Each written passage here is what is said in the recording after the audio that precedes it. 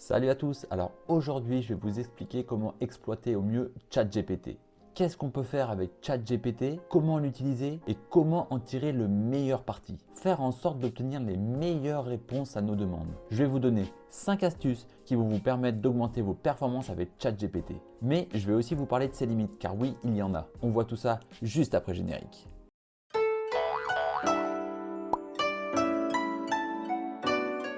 Alors, qu'est-ce que ChatGPT? Eh bien, on va lui poser la question, qui mieux que l'intéressé pourra nous répondre? Donc voilà comment se présente l'interface de ChatGPT. Donc je vais lui poser une question, alors j'ai déjà préparé un petit texte. Tac. Bonjour, je suis ChatGPT, un modèle de langage développé par OpenAI. Je suis capable de comprendre et de générer des textes en utilisant des techniques d'intelligence artificielle avancées. Je peux être utilisé pour de nombreuses tâches telles que la rédaction de textes, la traduction automatique, la génération de réponses à des questions et bien plus encore. Mes limites sont principalement liées à ma compréhension de contexte. Mes connaissances sont limitées à ce qui m'a été enseigné lors de mon entraînement et je suis toujours en cours d'amélioration, donc mes capacités peuvent évoluer avec le temps. Alors, il y a une information qui est très importante, c'est mes limites sont principalement liées à ma compréhension de contexte. Donc il est très important de lui donner un contexte et je vous explique ça tout de suite.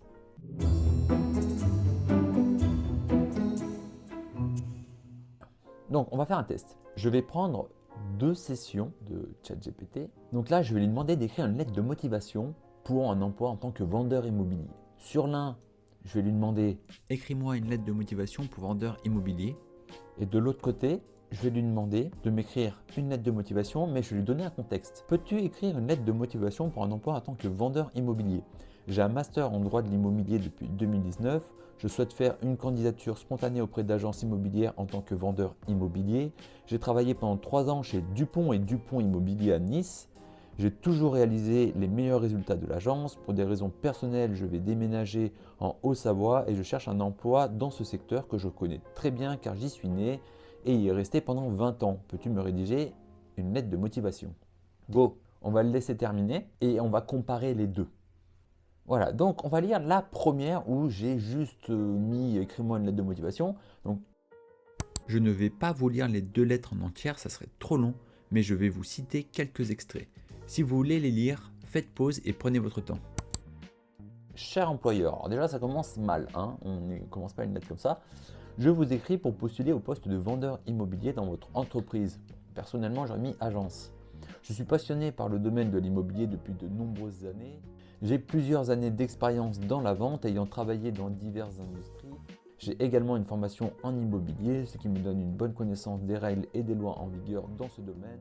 Dans l'attente de votre réponse, je vous prie de croire, cher employeur, cher monsieur, ça aurait été mieux, en l'expression de mes sentiments les meilleurs. Ouais, les plus distingués, je préfère. Bref, cordialement, et vous mettez votre nom.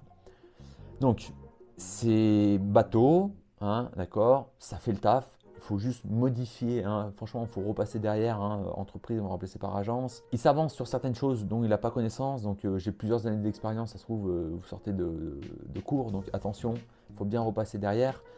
Il dit j'ai une formation en immobilier, on ne sait pas laquelle, donc voilà, c'est très basique, il faut retravailler le courrier derrière. De l'autre côté, alors voyons voir. Objet candidature spontanée pour un poste de vendeur immobilier, donc déjà il me met un objet. Monsieur, madame, déjà ça commence mieux. Je vous écris aujourd'hui pour postuler au poste de vendeur immobilier auprès de votre agence immobilière. Diplômé en droit de l'immobilier depuis 2019, j'ai acquis une solide expérience dans ce domaine en travaillant pendant 3 ans chez Dupont et Dupont Immobilier à Nice. Déjà, c'est plus personnel. Grâce à mon dévouement et à ma détermination, j'ai réussi à atteindre les meilleurs résultats de l'agence. Pour des raisons personnelles, je suis sur le point de déménager en Haute-Savoie où j'ai grandi et vécu pendant 20 ans.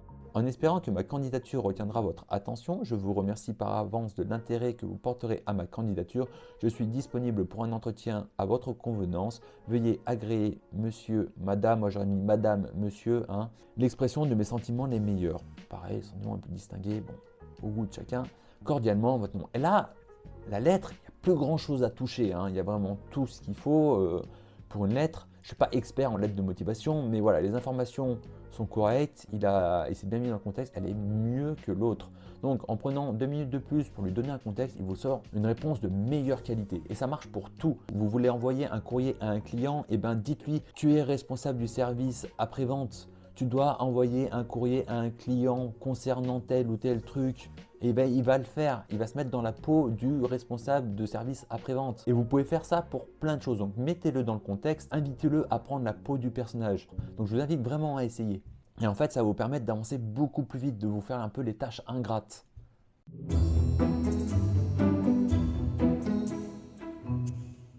Autre chose pour améliorer l'expérience avec ChatGPT, c'est par exemple là le courrier de gauche, il n'est pas terrible. Donc qu'est-ce qu'on va avoir tendance à faire? On va refresh la page.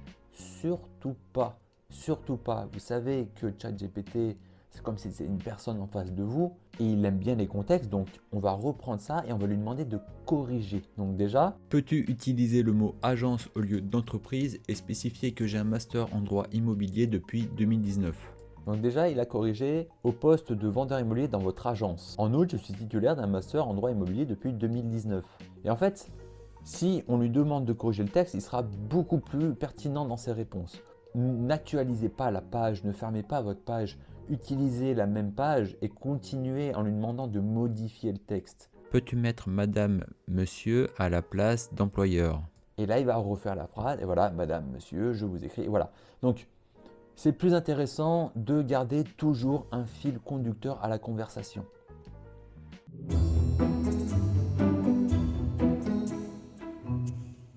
Autre point qui est super intéressant et que j'ai découvert en faisant cette vidéo, c'est que moi à chaque fois je disais ah bah mince alors une fois que j'ai écrit mon texte, il n'y a pas d'historique et du coup si je veux finir un travail que j'ai commencé avec lui le lendemain, c'est perdu, il faut que je recommence à le remettre dans le contexte, etc.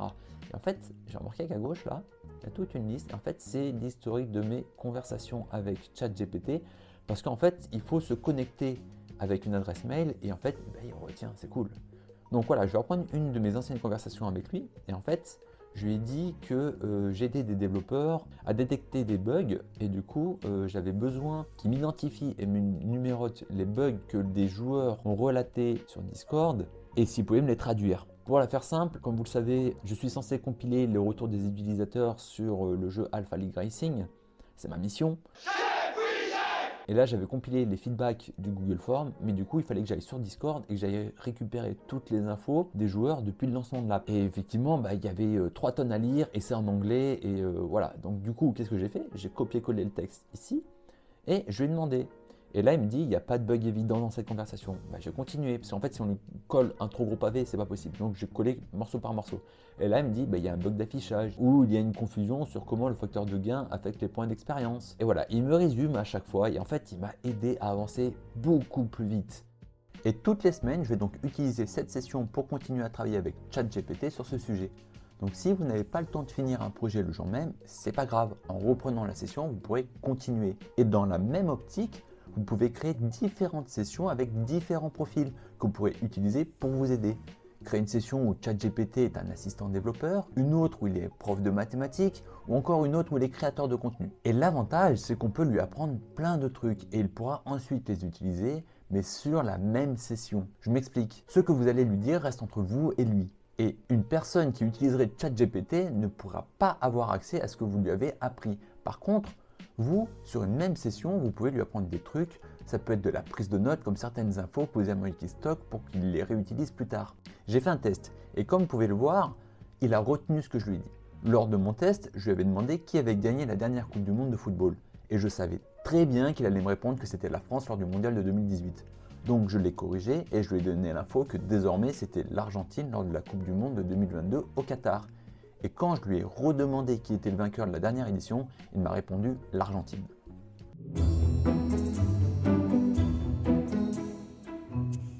J'ai testé plusieurs extensions. Il y avait des extensions qui nous permettaient d'utiliser le ChatGPT pour qu'il cherche également sur Google. J'ai essayé, mais en fait, si c'est juste pour me donner des recherches Google, j'ai pas trouvé ça très intéressant, donc je l'ai supprimé.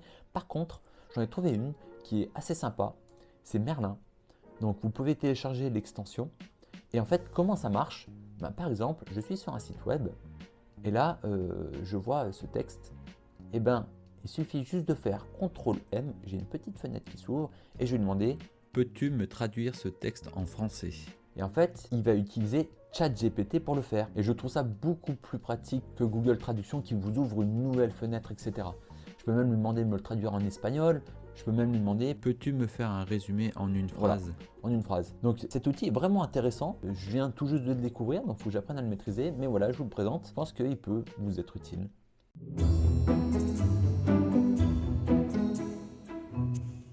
Allez, j'ai un dernier tips à vous montrer. Alors ça, c'est vraiment le tips pour les feignants qui n'ont pas envie d'écrire. Donc, on va prendre Google Doc. On va aller sur Outils, saisie vocale. Et on va cliquer pour parler et on va parler et ça va nous écrire notre demande.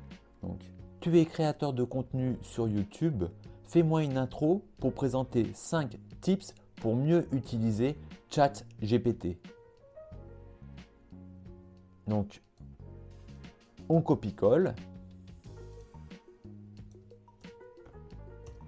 et on envoie. Et bien c'est parti. Bienvenue sur notre chaîne YouTube. Aujourd'hui, nous allons vous montrer comment utiliser ChatGPT, un puissant modèle de langage développé par OpenAI à son plein potentiel. Nous allons partager avec vous 5 astuces pour maximiser l'utilisation de ChatGPT dans vos projets. Que vous soyez un développeur, un écrivain ou simple curieux de découvrir les possibilités de l'IA, cette vidéo est faite pour vous. Restez à l'écoute pour découvrir comment utiliser ChatGPT de manière efficace et créative. On se retrouve tout de suite. Mais c'est incroyable, j'ai utilisé que ça pour mes intros. Donc voilà, c'est vraiment un très bel outil. Si on arrive à le maîtriser, on peut faire des choses incroyables. Mais, il y a quelques limites. Tout d'abord, on le voit ici. Limited knowledge of world and event after 2021. Be you. Be proud of you because you can do. En fait, il est bloqué à 2021. Donc, il ne va pas chercher ces informations sur le net. On lui a donné à manger plein d'informations, tout ce qu'il y a avant 2021.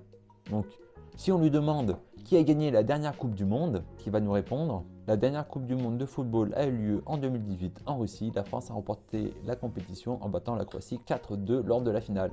Raté, désolé, vous avez raison, je me suis trompé. L'Argentine a remporté la dernière Coupe du Monde en 2022 au Qatar. Mon knowledge cut-off date de 2021, c'est pour cela que j'ai donné une réponse incorrecte. Je suis désolé pour toute confusion. Donc voilà, l'une des limites, c'est que sur les sujets actuels, il est pas au point quoi. Outre sa mémoire limitée à 2021, cette IA a surtout été alimentée par des données du web qui peuvent être orientées politiquement, historiquement ou culturellement. Et peut-être qu'elle a été nourrie avec de fausses informations. ChatGPT n'est pas aussi objectif qu'on pourrait le croire et pour l'instant le mieux est de l'utiliser pour travailler, pas la peine de philosopher avec Le problème qu'on va rencontrer avec ChatGPT, c'est qu'il est surutilisé et souvent en fait il n'est pas disponible. Souvent j'ai voulu faire la vidéo 2-3 fois et en fait je ne pouvais pas faire la vidéo parce qu'en fait il y avait trop de monde dessus et qu'il n'était pas disponible. Cependant, ce problème sera en partie résolu avec l'arrivée d'une version pro, mais qui sera payante. Cette version donnera une garantie d'accès au service, une vitesse débridée et pas de limitation du nombre de messages. Et parfois il plante, et là pas d'autre solution que de refresh la page et de récupérer sa session. Et j'ai également eu quelques mauvaises réponses. Tout à l'heure, je faisais mon résumé sur Cyberpunk 2077 et je dois avoir l'historique ici, voilà. Et en gros, je cherchais des noms parce que je me souvenais plus. Par exemple, là, je cherchais, il y avait les corpos, les enfants de la rue et je trouvais plus le troisième. Donc au lieu d'aller chercher sur Google, je me suis dit tiens, j'utilise ChatGPT. Donc je dis bah c'est quoi? Donc il m'a sorti Nomade, effectivement c'était bien ça. Et je cherchais pareil comment on appelle les téléporteurs. Parce que j'avais pas envie de retourner dans le salon, allumer la console pour regarder. Donc voilà. Bref, c'est les fast travel points. Donc les déplacements rapides. Et là, à un moment donné, je cherche le nom d'un personnage parce que je ne suis pas sûr.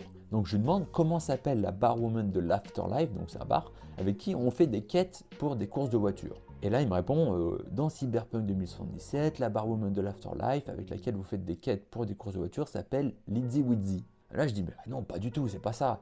Je lui dis, mais elle s'appelle pas Claire, parce que pour moi c'était Claire, mais je n'étais pas sûr. Il me répond, je suis désolé, j'ai fait une erreur dans ma réponse précédente. La barwoman de l'Afterlife, avec laquelle vous faites des quêtes pour des courses de voitures dans Cyberpunk, s'appelle Claire, pas Lizzie Wizzy. Elle est propriétaire du bar, etc. etc. Et là, je suis, oh, sous ma gueule. Comment je sais s'il ne s'est pas encore trompé? Donc du coup, je lui dis, t'es sûr qu'elle s'appelle Claire? Et là, il me dit, je suis désolé, je me suis trompé à nouveau dans ma dernière réponse. La barwoman de l'Afterlife avec laquelle vous faites des quêtes pour des courses de voitures dans Cyberpunk 2077 ne s'appelle ni Claire ni Lizzie Wizzy. Je n'ai pas assez d'informations pour vous donner un nom précis. Je m'excuse pour les erreurs précédentes. Je dis, mais what? Du coup, je réponds, wesh, elle s'appelle comment, bordel? Et là, il me dit, je suis désolé pour les erreurs précédentes, je me suis trompé, j'ai pas assez d'informations, patati patata. Donc, mine de rien, c'est super efficace, mais là, c'est vraiment la première fois, il me sort ça et je me dis, je vais quand même y aller avec des pincettes et il va falloir que j'aille quand même vérifier certaines informations. Faut pas prendre tout ce que nous dit ChatGPT pour argent comptant, vous l'avez bien vu. En tout cas, j'espère que ces 5 tips vous seront utiles. Dites-moi si vous utilisiez déjà ChatGPT ou si vous comptez le faire à la suite de cette vidéo. Et dites-moi si vous connaissiez déjà toutes ces astuces. Sur ce, je vous remercie d'avoir regardé cette vidéo et je vous dis à très bientôt sur la chaîne. Ciao! Mais t'as pas oublié quelque chose par hasard? Si t'as aimé cette vidéo, n'oublie pas de lâcher un énorme pouce bleu. Quoi? Mais t'es pas encore abonné? Pense à le faire en cliquant juste ici. Et si tu ne veux rien rater des prochaines vidéos, pense à activer la cloche de notification juste là. Au fait, tu peux aussi nous trouver sur Twitter et Instagram. Tu retrouveras tous les liens en description sous la vidéo.